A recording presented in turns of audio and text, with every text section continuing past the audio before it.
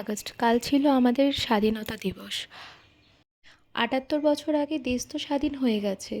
সত্যিই কি নারীরা স্বাধীন হতে পেরেছে?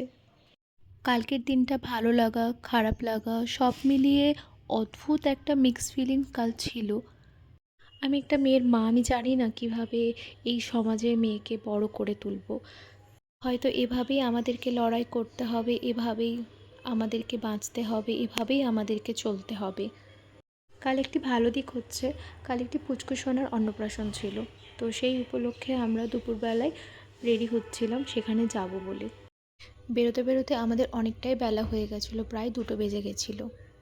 ও তো পুরো রেডি ঘুরু ঘুরু করার জন্য গাড়ির সামনে গিয়ে আগেই গিয়ে দাঁড়িয়ে যাবে। বহু বছর পর এই শাড়িটা পরলাম। এই শাড়িটার সাথে আমার বহু স্মৃতি জড়িয়ে আছে। কারণ এই শাড়িটা আমি যখন জব করতাম তখন আমার প্রথম উপার্জনের টাকায় আমি এই শাড়িটা কিনেছিলাম। সেই জন্য এই শাড়িটা আমার বরাবরই খুব প্রিয়, আর আগামী দিনেও খুব প্রিয় থাকবে, যতই ভালো শাড়ি কিনি, যতই দামি দামি শাড়ি কিনি না কেন। চলুন বেরিয়ে গেছি আমরা, কারণ অনেকটাই তো লেট হয়ে গেছিলো। কোন অনুষ্ঠান বাড়িতে যাচ্ছি, এতটা লেট করে যাওয়াটাও ঠিক না। চলুন। কি সুন্দর সাজিয়েছে বেলুন দিয়ে জায়গাটা, আর খুব সুন্দর আয়োজন হয়েছিল। এই যে এই পুচকির অন্নপ্রাশন ছিল। আমার পৌঁছাতে এতটাই লেট হয়ে গেছিলো, যার অন্নপ্রাশন ছিল সেই পুচকি সোনা ঘুমিয়ে পড়েছিল। মানে আমার ব্যাড লাক যে আমি ওর সাথে একটাও ফটো তুলতে পারিনি। এখানে যিনি ফটোগ্রাফার ছিলেন উনি আমার মেয়েকে নিয়ে একটা বেলুনের সামনে স্ট্যান্ডের কাছে দাঁড় করিয়ে ফটো তোলার অনেক চেষ্টা করছিল।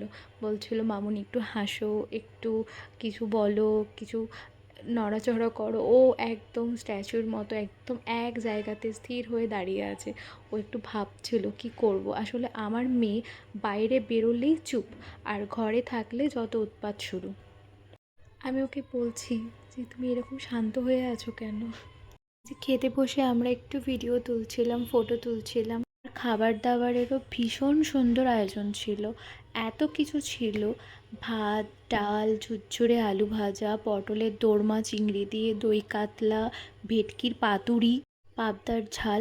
আমার তো ভেটকির পাতুরি ভীষণ পছন্দ, এতটাই ভালো লেগেছে আমি আবার আরেকটা নিয়েছিলাম। আর এখন যেহেতু আনারসের সিজন চলছে, আনারসের চাটনি, পাঁপড়, 2 রকমের মিষ্টি, আর শেষে তো দই আর পান তো আছেই। যেখানে অনুষ্ঠান হচ্ছিল তার নিচে একটা বাচ্চাদের প্লে জোন ছিল, সেখানে আমার মেয়ে একটু খেলাধুলা করছিল। এই করতে করতে আমরা অনেকটাই বেলা হয়ে গেছিলো, প্রায় 4:30-5টা বেজে গেছিলো। আমাদের মনে হলো এবারে বেরোনো সত্যিই দরকার, কারণ আমার মেয়েটাও পুরো ক্লান্ত হয়ে গেছিলো, ওরও ঘুমানোটা খুব দরকার ছিল। তো এই গেল সারাদিনটা, এই করতে করতে আমরা বাড়ি ফিরে এলাম। চলুন আজ এই অবধি, কাল আবার দেখা হবে আপনাদের সাথে। সবাই ভালো থাকবেন, সুস্থ থাকবেন। ভিডিওটি ভালো লাগলে একটি লাইক, একটি শেয়ার অবশ্যই করে দেবেন। টাটা।